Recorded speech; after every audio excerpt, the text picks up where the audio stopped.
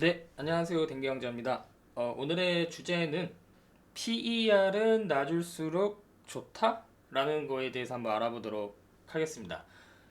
주식 투자를 시작을 하면 반드시 PER의 개념은 알고 있어야 됩니다. PER의 사전적 정의를 보면 어떻죠? PER은 주가를 주당순이익은 EPS라고 하죠. 주가를 주당순이익으로 나눈 값이다. 이렇게 이제 정의를 하고 있습니다. 그래서 주가 수익성 지표다.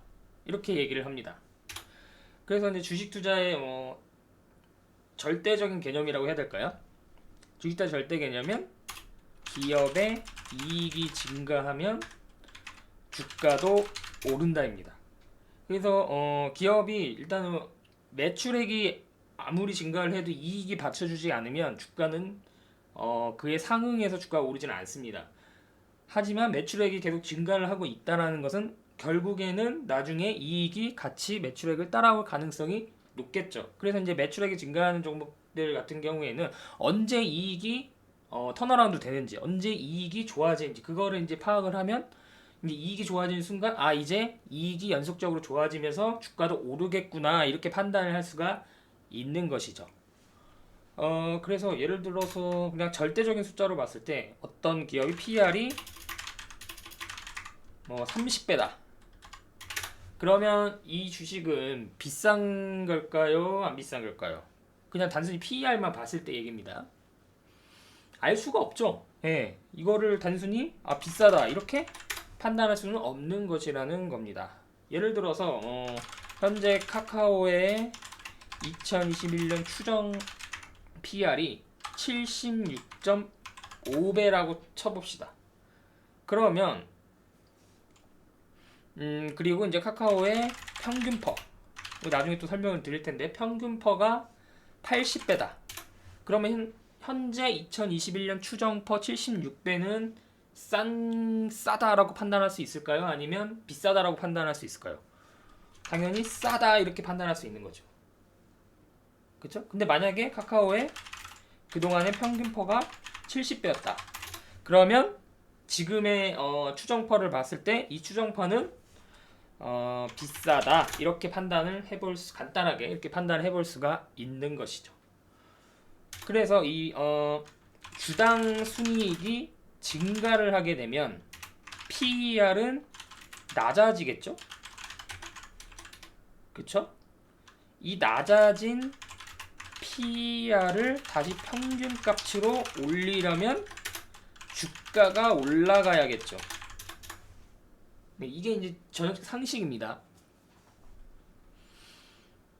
그래서 현재 PER은 현재퍼가 있고요. 이거는 최근 사업 보고서를 바탕으로 합니다. 그래서 최근에 2020년도 사업 보고서가 발표되고 있죠. 네, 그러면 이제 기업들이 2020년 실적을 바탕으로 PER이 현재 PER로 쓸게요. 현재 PER이 형성이 되는 것이죠. 네, 이 2020년도 사업보고서가 나오기 전에는 2019년도 실적을 바탕으로 현재 PER이 찍힙니다.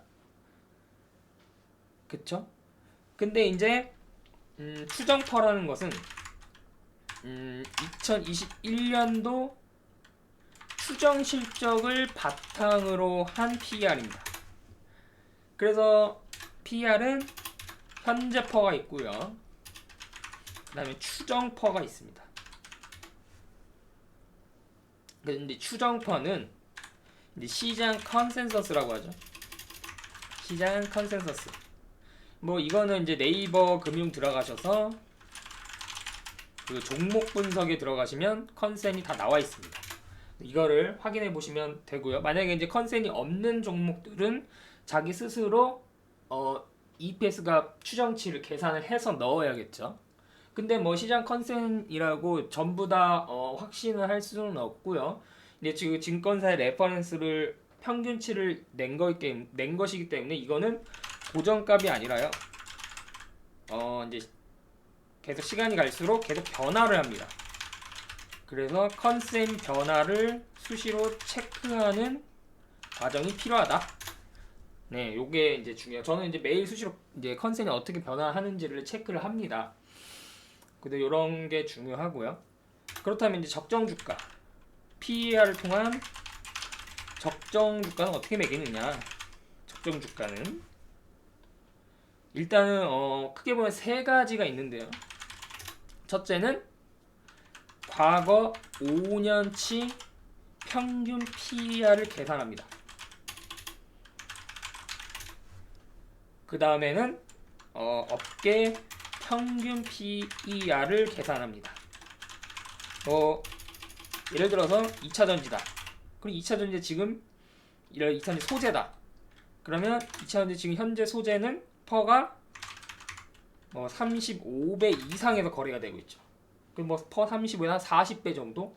그러면 2차전지 만약에 소재 업체 중에서 경쟁력을 갖고 있는 기업이라면 지금 주가가 당연히 PER 35배 이상에서 거래가 되고 있어야 정상이겠죠. 그래서 만약에 PER이 30배다. 그러면 이 2차전지 소재 퍼밴드는 하단에 있는 것이기 때문에 현재 기준으로 봤을 때는 주가가 그리 비싸지가 않다. 이렇게 이제 생각을 해볼 수가 있겠죠. 그러면 왜 2차전지 소재는 PER 35배를 받느냐? 그 이유가 있습니다. 바로 EPS 성장률이 30%에서 35%가 되기 때문입니다. 왜 EPS 성장률이 30에서 35%가 될까요? 그거는 2차전지 산업이 앞으로 3년 동안 30에서 35% 성장하기 때문이죠. 그래서 EPS 성장률이 만약에 30%다. 그러면 이 기업의 PER도 30배를 받는 게 맞겠죠. 근데 이 산업의 성장률이 평생 30에서 35%가 되지 않겠죠. 2차전지 산업도 언젠가는 성장률이 꺾이게 되겠죠. 전기차가 이제 앞으로 많이 이제 세상이 굴러다닐 때쯤 되면 당연히 성장률이 꺾이게 되겠죠. 그러면 기업의 멀티플을 보통 PER이라고 표현을 하죠. 기업의 멀티플도 과거에는 퍼 35배가 적정 주가였는데 이 산업의 성장률이 꺾이면 이제 예를 들어서 산업의 성장률이 20%로 꺾였다. 그럼 PER 20배를 받는 게 적정 주가가 되겠죠. 그래서 PER이 35배에서 적정 주가 20배로 평가를 받게 되면 주가도 당연히 하락을 해야 정상적이겠죠.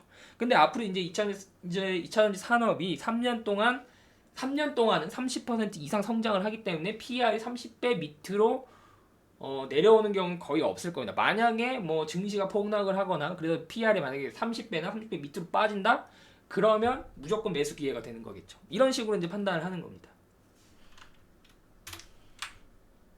자, 그럼 이거를 예를 들어 한번 볼까요? 제가 엑셀을 가져와 보겠습니다. 자, 어떤 기업의 주가가 지금 51,000원이요. 그리고 이제 EPS 값은 제가 여기다 2022년도 EPS 값까지 적어 놨습니다. 그 아까 5년 평균치를 제가 구하라 그랬죠. 그래서 5년 평균치를 한번 봤어요. 2016년부터 1년, 2년, 3년, 4년, 5년. 이 5년을 평균을 냈더니 19.7배가 나오는 거예요. 그러면 반올림을 해서 이 기업의 5년 평균은 20배다. 네, 20배. 그동안 5년 동안 시장에서 평균적으로 20배 정도의 멀티플을 받았다. 이렇게 이제 판단을 하는 거죠. 그리고 이 2019년부터 2022년도 이 성장률을 한번 계산을 해볼까요? 직접 지금.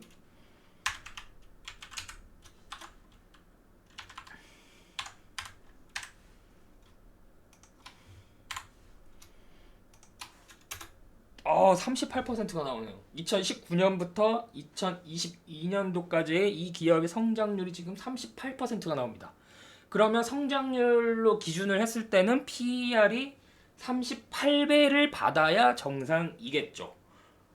근데 이제 과거 5년 평균으로 좀 더 보수적으로 투자를 하는 게 항상 너무 공격적으로 잡아버리면 내가 원하는 만큼의 그런 일이 잘 안 벌어지잖아요. 그래서 항상 저는 보수적으로 잡습니다. 그래서 성장률이 일단은 평균 퍼보다 높네. 그러면 일단 안전 마진을 확보한 상태에서 5년 평균 보수적으로 한번 잡아보는 겁니다. 그럼 반올림에서 이제 평균퍼를 20배를 해서 목표 주가를 20배로 한번 설정을 해보겠습니다. 그럼 현재 주가가 만약 51,000원이에요. 그럼 이제 목표 주가 20배로 설정을 하면 상승 여력이 2021년도에는 87%가 나옵니다. 이 기업이 EPS가 이 정도 성장을 한다고 가정했을 때는 PER 20배를 받으려면 지금부터 주가가 87%는 올라야 된다는 계산이 나오는 겁니다. 근데 만약 이 기업을 2022년도까지 들고 갔을 경우에는 PER 20배를 받았을 때 128%가 올라야 된다는 그 적정 주가를 산정할 수 있겠죠. 만약에 이 PER을 EPS 성장률 값이 38배로 확 올려버리면 뭐 이런 식으로 나옵니다. 뭐 141%가 올라야 되고 2021년은 256%가 올라야 되고 이 괴리율이 너무 크잖아요. 지금 현재 주가 대비. 그래서 가장 보수적으로 20배를 잡는 겁니다. 업계 평균도 한 15배에서 20배 정도 되더라고요. 그러면 20배로 잡는 게 합당하겠구나. 그렇게 판단을 하는 겁니다. 이 현재 퍼는 2019년 사업보고서를 바탕으로 한 2019년 실적을 바탕으로 한 퍼입니다. 2019년 실적을 바탕으로 했을 때는 현재 PER이 23배예요. 근데 2020년도 실적을 바탕으로 했을 때는 2020년도 사업보고서를 바탕으로 했을 때는 15.78배로 뚝 떨어집니다. 왜 떨어졌을까요? 당연히 2020년도 실적이 더 좋았기 때문에 현재 주가로는 PER이 낮아지는 효과가 나오는 거겠죠. 근데 2021년도에는 추정 실적이 더 좋아지니까 같은 주가라면 PER이 떨어지는 게 정상이겠죠. 이런 식으로 이제 계산을 해보는 겁니다.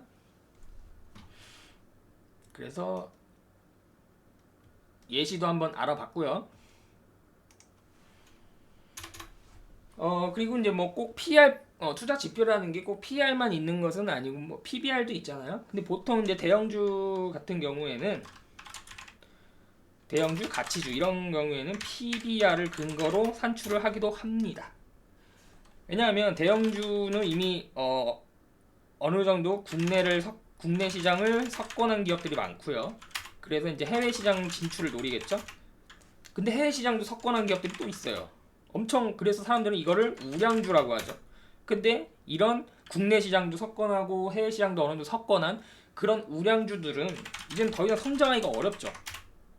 그래서 어떻게 움직이냐면 주가가 실적을 할까요? 실적이 제품 판매 가격, 유가, 환율, 금리 이런 거에 따라서 움직입니다. 성장을 해서 움직이는 게 아니라 이런 경우에는 PER로 잡기가 굉장히 좀 애매하죠. 할 수가 좀 없습니다. 그리고 이제 유가, 환율, 금리, 제품 판매 가격, 삼성전자도 볼까요? 삼성전자도 국내 시장, 해외 시장 다 석권했죠. 그래서 대부분 반도체 가격이 오르면 주가도 오르죠. 예를 들어 포스코도 철강 가격이 오르면 주가도 오르죠. 이런 식입니다. 왜냐면 성장을 거의 다 했기 때문에. 그리고 경기 사이클이 좋아지면 뭐 포스코 주가도 오르죠. 삼성전자도 마찬가지죠. 반도체 사이클이 좋으면 주가도 오르죠. 이런 식입니다. 그러니까 이러한 대형주의 그런 업황에 관계된 뭐 포스코, 삼성전자 이런 기업들은 PER과 실적으로 투자하기는 어렵죠. 대형주 투자가 훨씬 어렵습니다. 왜냐하면 유가, 환율, 금리, 반도체 가격, 경기 사이클 이런 걸 봐야 되기 때문에 기본적으로 중소형주 투자보다는 어렵다고 볼 수 있겠습니다. 저 같은 경우에는 중소형주 중에는 아직 국내 시장도 석권하지 못한 기업들이 많죠. 이런 기업들이 실적이 증가하는지 이런 거를 확인하면 PER로 적정 주가를 산정하는 방법이 굉장히 도움이 많이 되겠죠. 그리고 대형주 장기 투자의 개념은 이거 언제 하는 거냐면 시장이 강세장일 때 이때 해야 되는 거죠.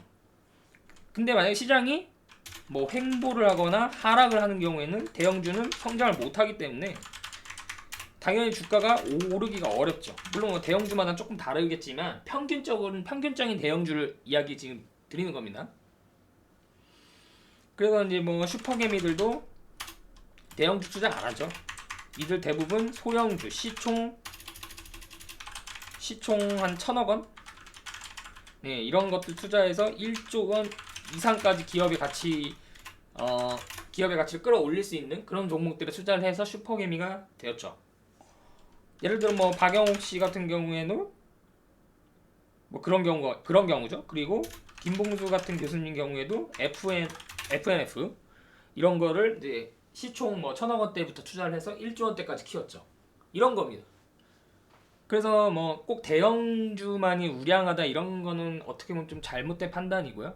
그렇다고 또 중소형주에 투자를 하자니 나 스스로 기업 분석 능력이 없으면 중소형주 투자하기가 어렵습니다. 직장 다니면서 이런 기업 분석한다는 게 굉장히 어렵잖아요. 그래서 뭐 요새는 또 대안으로 뭐 ETF 투자도 나오고 그러는 건데 아무튼 그렇습니다. 그래서 이제 대형주는 주로 2011년부터 2020년 박스권 장세였잖아요. 그때는 대형주를 장기 투자하지 않았습니다. 사람들이 트레이딩을 했죠. 그래서 이제 대형주 트레이딩 하는 사람들에게는 시황이 굉장히 중요하다. 그러나 실적 근거를 바탕으로 한 투자자들한테 시황이 중요하지가 않죠. 사실은 내 종목, 내 기업의 실적이 증가하느냐 안 증가하느냐 이게 더 중요한 거겠죠. 그래서 이 주식 투자라는 것이요, 크게 보면은 트레이더의 길이 있고 투자자의 길이 있습니다. 트레이더는 매매를 하는 사람들이죠. 그리고 투자자는 기업을 바탕으로 기업의 성장을 바탕으로 투자를 하는 사람들이죠. 그래서 트레이더 사람들은 매매를 하기 때문에 손절 같은 걸 하고, 투자자들은 내가 이 기업에 엄청 분석을 많이 했고 싸게 샀는데 주가가 더 빠진다. 그러면 손절이 아니라 비중 확대를 하는 것이죠. 가는 길이 완전히 다른 겁니다. 그 주식 투자는 스펙트럼이 굉장히 다양하고 다양한 방법, 다양한 전략, 다양한 방식이 있기 때문에 과연 나한테 맞는 투자 방법은 무엇인가? 내 주식 투자 목표는 무엇인가? 내 주식 투자 목표가 만약에 노후 준비라면 노후 준비에 맞는 전략을 짜야겠죠. 노후 준비를 한다는 사람들이 단타를 치지는 않겠죠. 그렇죠? 당연히 투자자의 길을 가겠죠. 그리고 노후 준비를 하는 거는 최소한 뭐 10년, 20년 동안 안정적으로 자산을 불리겠다는 거잖아요.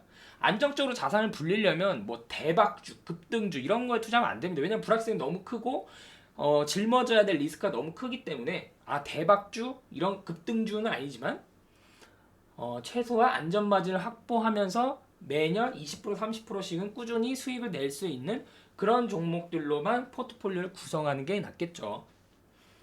네, 그래서 오늘은 PER이 낮을수록 좋다라는 게 꼭 절대적으로 그런 것은 아니다.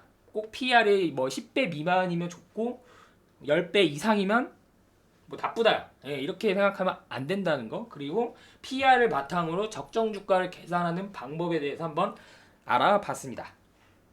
네, 감사합니다.